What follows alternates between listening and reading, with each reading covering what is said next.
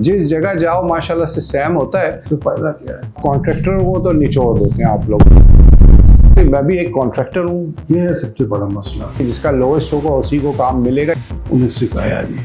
तो ये जो आर्किटेक्ट के साथ आपकी इन्वॉल्वमेंट होती थी, ये फ्रॉम द कंसेप्चुअल प्लानिंग होती थी। और मेरी बात को समझते हैं। मेरे पीछे इतने प्रोजेक्ट्स रखे हुए, इसके अलावा गुजारा नहीं है। सही है, ये बात को समझा ना। तो मैं तो उस प्राइस पे कर ही नहीं सकता। सक्सेस ये है, क्योंकि अगर मैं दे रहा हूँ तो मेरे पास इतनी बड़ी टीम बैठी हुई है, मेरे लिए नुकसान नहीं है। हमारा एक्सपीरियंस इतना है।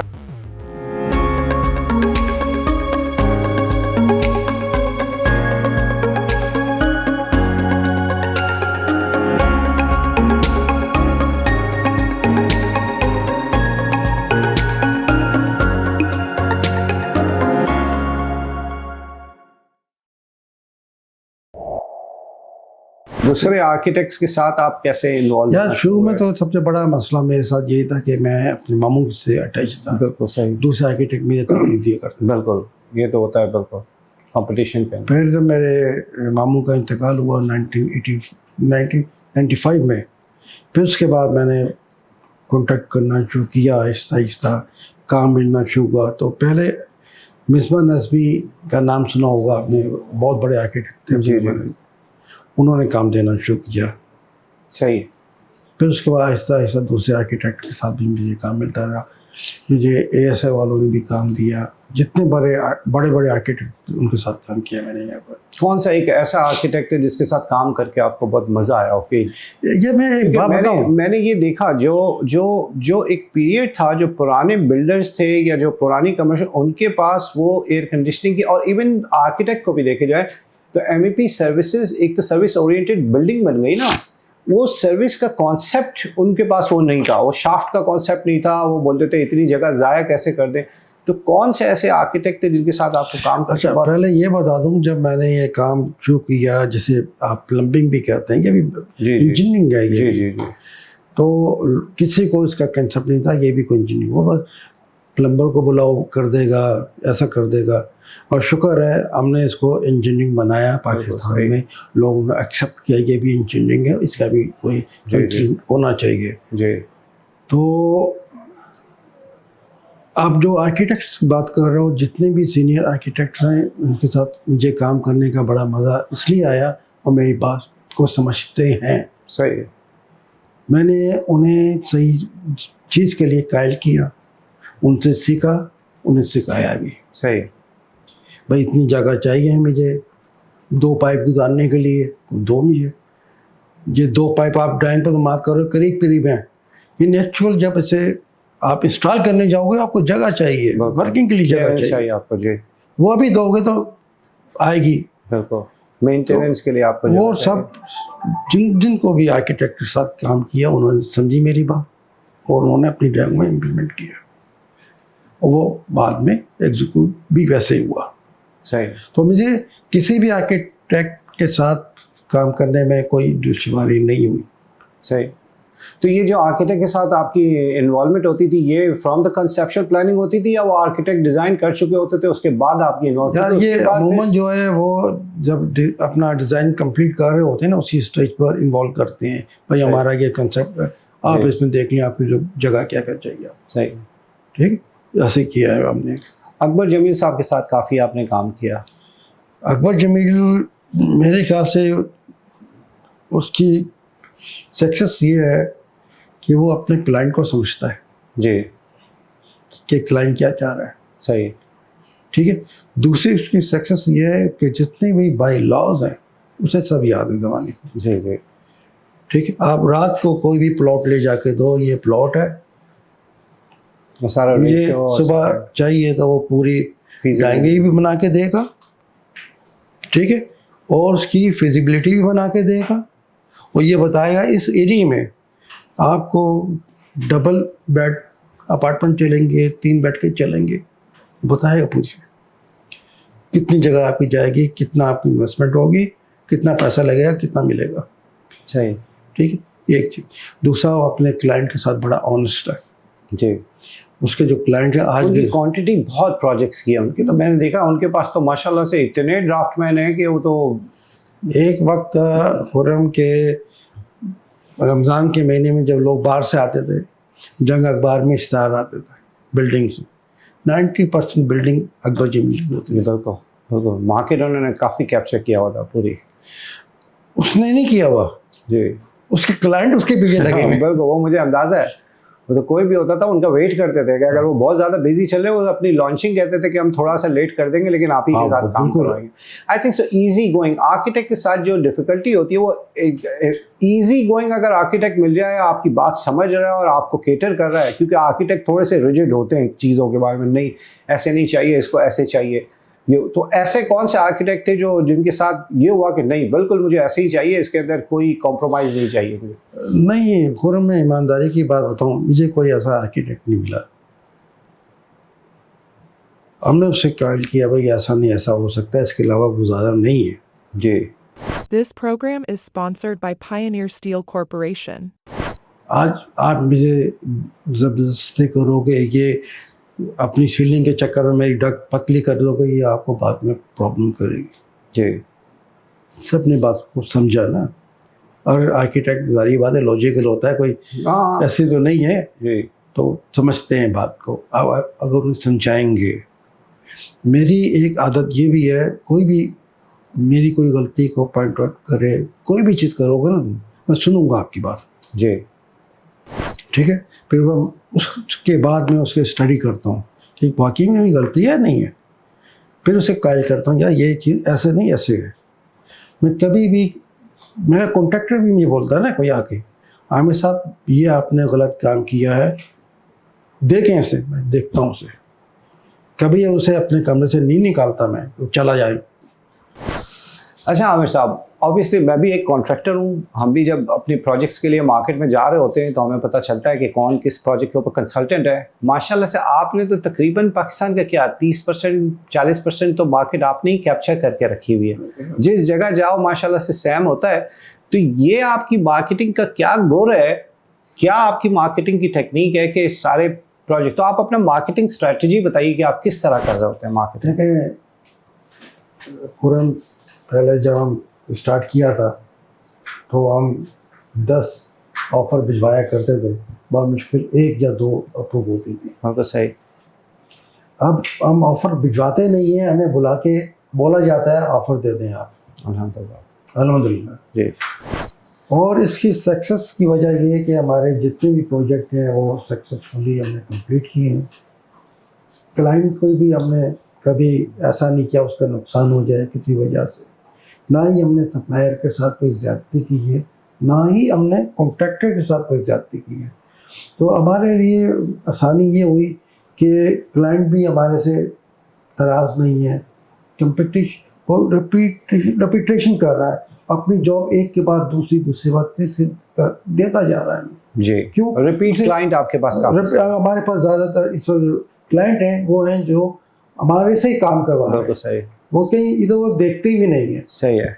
बल्कि ऐसा भी है कि आर्किटेक्ट को इंस्ट्रक्शन वो ये देते हैं कि जाएंगे आपने आमिर साहब को भी से हमको भिजवा देंगे, फीस भी हम बाद में डिसाइड करते हैं।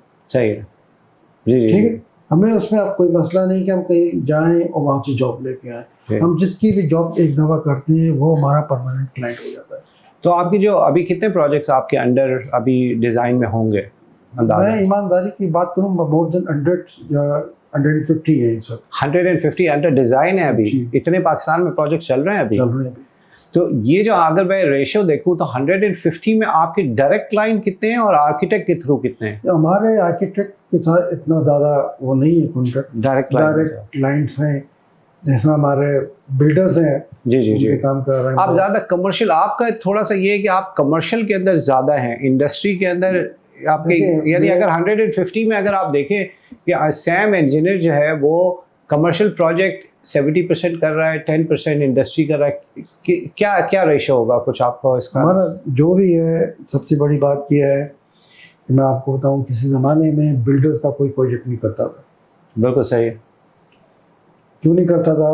ये पैसे पूरे नहीं देंगे, बात हमारी सुनते नहीं है। तो उस वक्त हमने बिल्डर्स के साथ काम किया, इंजीनियरिंग बेची उनको, बिल्कुल सही है। उसने एक्सेप्ट किया हमारी, और आज वो हमें काम दे रहा है। इसलिए बिल्डर्स को हमने सिखाया। बहुत जो कि क्योंकि वो एक जनरेशन चेंज हुई ना, वो पुरानी जनरेशन तो समझती नहीं थी कि एयर पुरानी कंडीशनिंग। जनरेशन भी समझती है, जी वो सही काम जानती है क्या है, करवाती है हमारे से। जी ठीक है, हम वो लोग हैं जिन्होंने इस, बल्कि मैं अपने आप को ये प्राउडली कह सकता हूँ कि इस मुल्क में पीवीसी पाइप को इंट्रोड्यूस करने वाला मैं था, सही उसकी मार्केटिंग करने वाला मैं था। सही है। ठीक है, हैंगिंग सिस्टम जो है पहले नहीं होता था, लोकली वो तो बन वो जाता है। ठन किया, पाइप डाल दिया, लीक हुआ, मसला हो गया, हैंगिंग सिस्टम नहीं किया। जी और अल्लाह का शुक्र है कि इस मुल्क में सीआई पाइप ख़त्म हुआ और जीआई भी ख़त्म हुआ।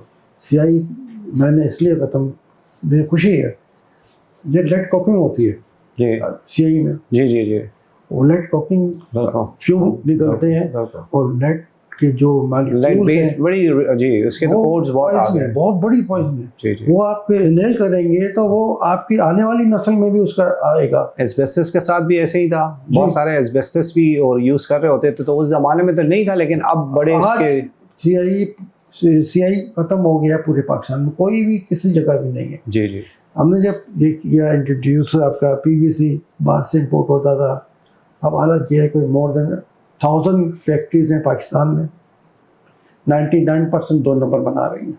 अच्छा, उसी ब्रांड नेम दूसरा यूज कर रहे हैं। दूसरा नेम ये अपने नाम से बना रही, 2 नंबर बना रही। सही। ये एक प्रॉब्लम हमारे मुल्क का है। This program is sponsored by AUX Commercial Air Conditioners and Cosmix Engineering. अच्छा चले, इस पे तो हम आते हैं इस डिटेल के ऊपर। अभी हम ये करेंगे, अच्छा ठीक है, तो आपके डायरेक्ट क्लाइंट ज़्यादा आपके डायरेक्ट क्लाइंट हैं, ये डायरेक्ट लाइन है। और इंडस्ट्रीज के अंदर भी आप कर रहे हैं? इंडस्ट्री में माशाल्लाह हमारे पास इंडस्ट्री भी है, अच्छा और अगर मैं कहूँ कि जो फूड इंडस्ट्री में वॉल का एक बहुत बड़ी industry मुल्तान की साइड, मुल्तान की है, जी जी जी। और मेरे ख्याल से वो बाकी जितनी भी बिस्कुट बनाने की है दूसरी फैक्ट्री है, टोबैको वो- है, वो एक फार्मेसी। अकेली उसके बराबर है। सही है, काफ़ी बड़ा है वो। जी, CBL हमारे पास है, और अभी EBL भी हमने की है, तो इसमें हमारे पास फूड की इंडस्ट्रीज हैं। अब हम और काम भी कर रहे हैं, एकॉर्ड का सुना होगा आपने, टेक्सटाइल मिल्स जी। पर है, वो भी हम काम कर रहे हैं, फायर फाइटिंग का। तो अल्लाह का शुक्र है हमारे पास है। जिस टाइम पे मैं पाकिस्तान आया और जब मैंने स्टार्ट करना शुरू किया, तो ऑब्वियसली हम भी ये देखते थे कि किसके पास मार्केटिंग हम करें, किसके पास जाएं। तो उस टाइम पे भी हमें ये अंदाज़ा होता था कि ये कंसल्टेंट बिल्डर्स के ज़्यादा काम कर रहे हैं, ये कंसल्टेंट फार्मास्यूटिकल का काम कर रहे हैं, जैसे अनवर सादात साहब थे या यूसुफ हसन साहब थे, फार्मास्यूटिकल के अंदर उस टाइम पे बहुत ज़्यादा वो थे, वो फार्मास्यूटिकल के अंदर काम कर रहे होते थे।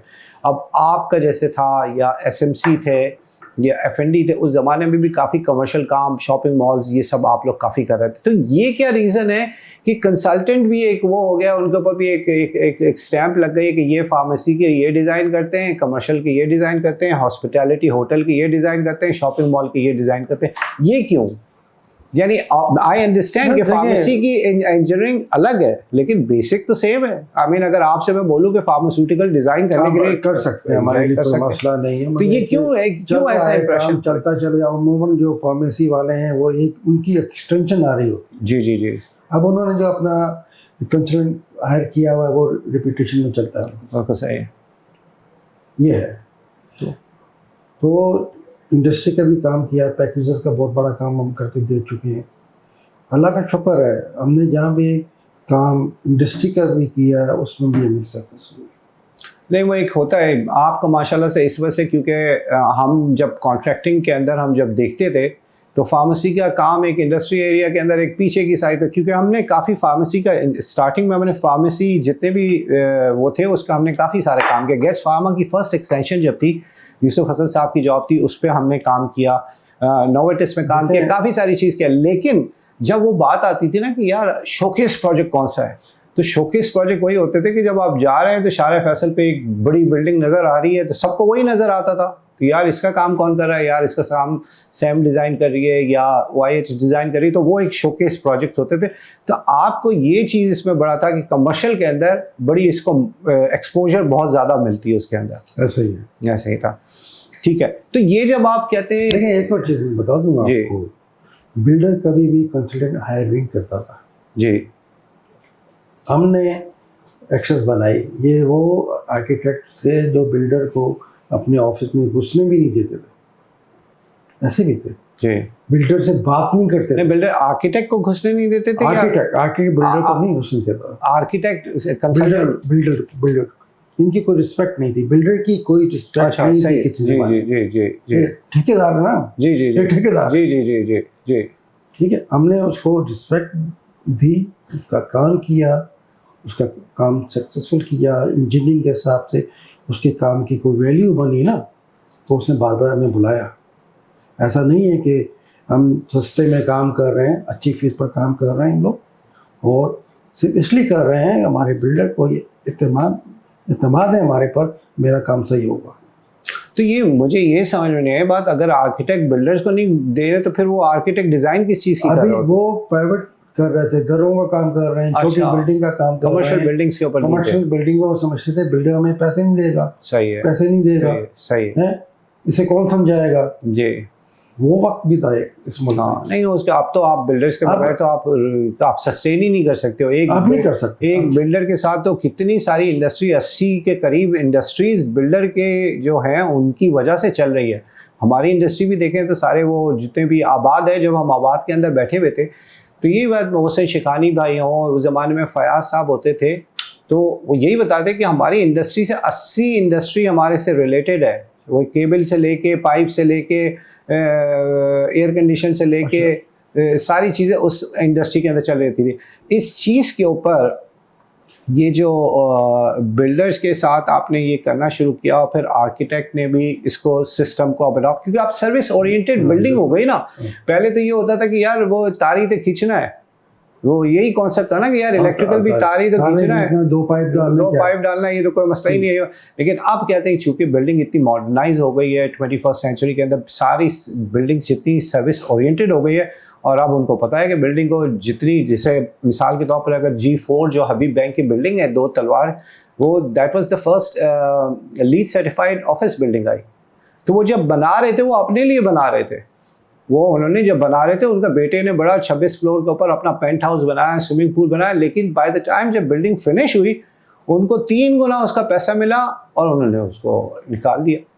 तो अच्छी बिल्डिंग आज बने तो उसके ऊपर अच्छी वो बिल्डिंगें बन रही हैं, हम भी काम कर रहे हैं लीड पर। और एक चीज़ और आपको बड़े मज़े की बताऊँ मैं, हमारे पास जो आती है ना लीड की बिल्डिंग, हमें कोई एक्स्ट्रा काम नहीं करना पड़ता जी, वो तो सारा वर्क प्लान बना ही हुआ होता है। हमारे पास ऑलरेडी जो हम काम कर रहे हैं वो नियर टू लीड है। अगर हमारी बिल्डिंग को कोई भी बिल्डिंग लेके आप जाएंगे, आपको सिल्वर का वो क्रेडिट मिल जाएगा, क्योंकि सबसे ज़्यादा पॉइंट होते हैं एयर कंडीशनिंग के, जी जी मैकेनिकल के जी, सबसे जी। ज़्यादा होते हैं। जी, जी। वो हम बड़ी इजीली अचीव कर जी, जी। देते हैं। जी जी 40 के करीब पॉइंट्स हैं, 38 39 मिल जाते हैं। बिल्कुल सही, बिल्कुल सही। This program is sponsored by Pakistan Chiller House. Pakistan Chiller House refurbished imported equipment with full warranty, commissioning, and complete backup service. For inquiries, contact Mr. Awais. नहीं, मेरा क्योंकि मेरा खुद का एक्सपीरियंस रहा है इसके अंदर, क्योंकि जब मैं यूएस के अंदर था आखिरी दिनों में मैंने 4 लीड सर्टिफाइड बिल्डिंग्स की। एमटीए वहाँ का बस ट्रांसपोर्टेशन डिपार्टमेंट था, एक बस डिपो था, 2 बस डिपो मैं करके आखिरी में आया हूँ जिसमें 400 बसें पार्क होती थी। तो एक प्लेटिनम सर्टिफाइड थी और एक गोल्ड सर्टिफाइड बिल्डिंग थी। तो जब मैं पाकिस्तान आया तो इत्तेफाक से जब G4 ये हबीब बैंक की बिल्डिंग बन रही थी, तो ये भी सर्टिफाइड जब थी तो उस पर फिर बैठ के एसएमसी कर रहे थे, फारूक साहब कर रहे थे। तो उसमें भी रिक्वायरमेंट ये कि थर्ड पार्टी आपको वो चाहिए, लीड कंसल्टेंट थर्ड पार्टी होना चाहिए जो एमईपी डिज़ाइन कर रहा है। तो उस टाइम पे फिर कॉन्ट्रैक्टर का भी बहुत बड़ा उसके अंदर वर्क प्लान बनाना और ये सारी चीज़ थी, तो वो वर्क प्लान बनाया। स्पेक्स भी अलग होती जी है। जी जी जी जी जी लीड बिल्डिंग की जो स्पेक्स होती हैं वो भी अलग होती हैं। जी जी जी जी। तो वो थर्ड पार्टी के तौर पे एक लीड का वो कर रहे होते थे। ठीक ठीक है। अच्छा, तो अब ये एक चीज़ बताइए कि आप जब किसी भी प्रोजेक्ट के ऊपर होता है तो आप कैसे फीस स्ट्रक्चर आप कैसे वो डिसाइड करते हैं कि ये इसके ऊपर क्या, कितने इसकी फीस होनी चाहिए? देखें, पहले जो फीस मिलती थी वो अमूमन मिलती थी परसेंटेज पर। सही है। और मटेरियल जो भी इंस्टॉलेशन और मटेरियल की कॉस्ट होती तो थी, उसमें भी हमारे भाई लोगों ने 2 नंबर काम किया, कॉस्ट बढ़ा दी। जी। अब क्लाइंट कहता है यार आपको मैं परसेंटेज पर दे रहा हूँ, तो इसका आप कॉस्ट बढ़ा दे तो जी उसके बाद वो लमसम करते हैं। जी लमसम में प्रॉब्लम आने शुरू हो गए, भाई एरिया बढ़ गया, एरिया कम हो गया, क्यों दूँ आपको फीस। बिल्कुल सही अब ज़्यादातर जो हो रहा है वो काम हो रहा है स्क्वायर फीट पर, सही। इतने रुपए पर square feet, electrical, mechanical, plumbing, fire. वो एक्सटेंडेड है जो आप वो नहीं, ये डिफरेंट बिल्डिंग्स के लिए डिफरेंट डिफरेंट सर्विसेज और कौन क्लाइंट है कि ये बिल्कुल है। फीस जो है क्लाइंट टू क्लाइंट बेस करती है। बेस करती है हाँ, client। क्योंकि स्टैंडर्ड तो नहीं हो सकता, क्योंकि आपके कॉम्पिटिटर को तो फिर पता ही होगा कि आपकी क्या रेट है, तो वो उस लिहाज से हम सब ये कंपटीटर, जितने भी कंपटीटर हैं, ये पता होता है कौन किधर तक जा सकता है। जी ठीक है, सारी बात है, बहुत कम में भी काम नहीं होता है। हाँ बिल्कुल ऑब्वियसली। मैं ये तो देखता हूँ कि इतनी सारी नहीं, अभी हमारे साथ जो सबसे बड़ा मसला आ रहा है, जो मैं बता दूं, जो बिल्कुल छोटे छोटे कंसल्टेंट हैं, वो जाके ऐसी फीस दे देते हैं जो प्रैक्टिकली फीजिबल ही नहीं है। जी उनके लिए होती है, हमारे लिए नहीं। बिल्कुल बिल्कुल। क्योंकि हमारे पास, जैसे आप बात कर रहे हैं, एक डिज़ाइन का डिपार्टमेंट है पूरा, जी उसके बाद वो ड्राइंग जाती है हमारे QS के पास। इस प्रोसीजर के ऊपर मैं बात करूंगा। मैं सिर्फ ये फी स्ट्रक्चर का ये कह रहे हैं, तो जैसे कॉन्ट्रैक्टर्स के लिए आप कॉन्ट्रैक्टर को तो निचोड़ देते हैं आप लोग, हमें तो इतना मालूम है क्योंकि आपने टेंडर निकाला और टेंडर के अंदर आपने कॉन्ट्रैक्टरों का मैच करवा दिया। अब कोशिश यही होती है कि जिसका लोएस्ट होगा उसी को काम मिलेगा या सेकंड लोएस्ट होगा मिलेगा। हर जगह तो ऐसा इसी नहीं है। तरह क्या कंसल्टेंसी में भी ऐसा होता है कि कोई आर्किटेक्ट या कोई क्लाइंट बोले कि भाई मुझे 5 कंसल्टेंट की कोटेशन लेकर आए जो उसमें सस्ता होगा उससे काम करवाएंगे हम? ऐसा नहीं होता। आर्किटेक्ट अमूमन अपनी फीस में वो बिल्डअप कर देते हैं। तो आप लोग का तो 2% 1% आप लोग के लिए 1% 2% रख रहे होते हैं मैकेनिकल और इलेक्ट्रिकल के लिए। ये करते हैं, बहुत कम होता है। वो भी मिलते, वो भी बहुत सारे कंसल्टेंट तो कहते हैं वो 2% भी नहीं मिलती है। अल्लाह का शुक्र है, हमने जहाँ भी काम किया हमें पैसे मिल गए। सही है। This program is sponsored by Fahrenheit MEP Innovations. Consultant के पैसे जब रुकते हैं, उसके डिज़ाइन में कहीं प्रॉब्लम आ जाए, सही है कहीं परेशानी हो जाए, सही है। तो वो एक बहाना बन जाता है, यार तुमने ये मेरा काम नहीं किया था, ये इस टाइम पर आपने ड्राइंगें नहीं दी थी, इतना नुकसान हुआ। आप टाइम पर दें, सब चीज़ें सही हों तो आपको पैसे मिल जाते हैं। सही है। हमारा एक्सपीरियंस ये है। तो आप लोग का भी ये जो कंपटीशन अगर होता है तो इसमें कहते हैं आप लोग का भी वही होता है कि जो प्राइस अच्छे दे रहा है उसको वो काम मिल रहा है। जैसे अभी आपने बताया कि यही हमारे साथ भी कॉन्ट्रैक्टिंग के अंदर भी यही प्रॉब्लम होता था, जिसपे मैं आपसे काफ़ी सारे, और आपका अच्छा एक सिस्टम बना हुआ है कि आपने कैटेगराइज किया हुआ है कि कौन सा कॉन्ट्रैक्टर कितने लेवल तक का काम कर सकता है। क्योंकि अगर मैं दे रहा हूँ तो मेरे पास इतनी बड़ी टीम बैठी हुई है, मेरे पीछे इतने प्रोजेक्ट्स रखे हुए हैं, हमारा एक्सपीरियंस इतना है और हमारी सैलरी जो इंजीनियर्स की वो इतनी हाई है, तो मैं तो उस प्राइस पे कर ही नहीं सकता हूँ जो प्राइस पे एक बंदा ब्रीफ केस लेके चल रहा है और वो सब कॉन्ट्रैक्टर कर रहा है। देखो, ये चीज़ बड़ी इम्पोर्टेंट हम समझाते भी हैं कि इंसान खुद अपना नुकसान खुद करता है। जी। आप किसी को 50-60 करोड़ का काम दे रहे हो, उसको देखो वो इतना वजन उठा सकता नहीं उठा सकता। तो सही।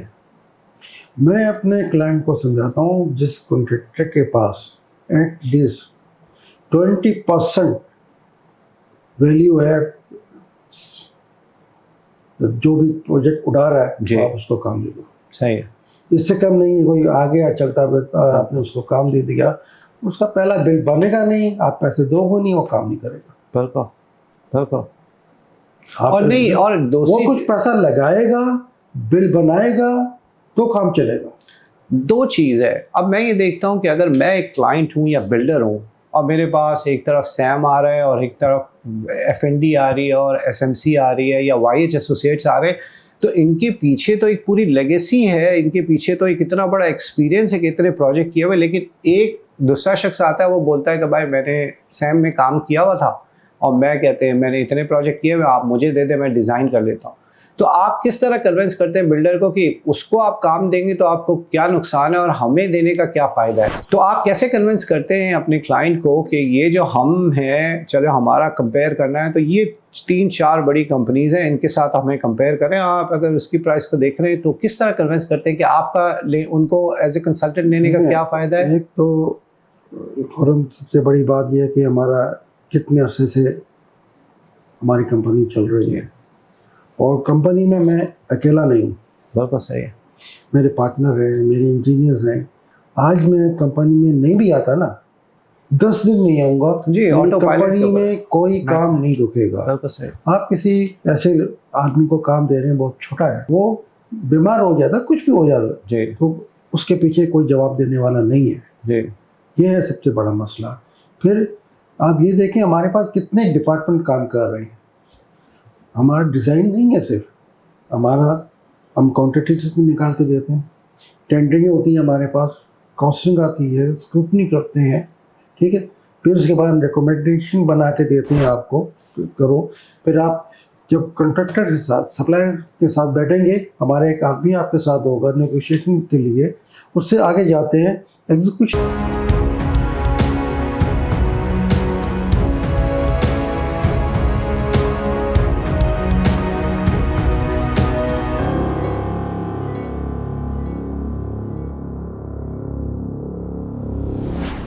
जितनी प्रोजेक्ट मैनेजमेंट की टीम है, कंस्ट्रक्शन मैनेजमेंट, कंस्ट्रक्शन मैनेजमेंट का है या एग्जीक्यूशन top सुपरवाइज supervision, करने के जी। लिए टीम है।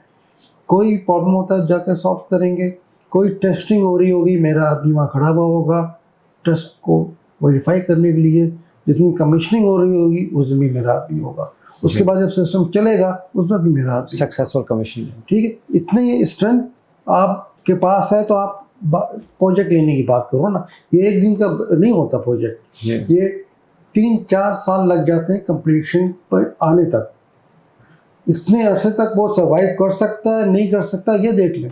हम एक प्रोजेक्ट आपका ही जैसे हमने किया, एक बिल्डिंग जो बिल्डिंग डिज़ाइन नहीं थी एयर कंडीशनिंग के लिए, लेकिन उस जगह पे हमारी एक्सपर्टीज़ क्या आई आपके साथ मिलके कि हमने उस साइट पे बैठ के उस बिल्डिंग की कोऑर्डिनेशन, कितनी सारी सर्विसेज को कोऑर्डिनेट किया, कितनी सारी ड्राइंग्स बनाई, सक्सेसफुल उसकी इंस्टॉलेशन हुई, सक्सेसफुल उसकी कहते हैं कमीशनिंग हुई।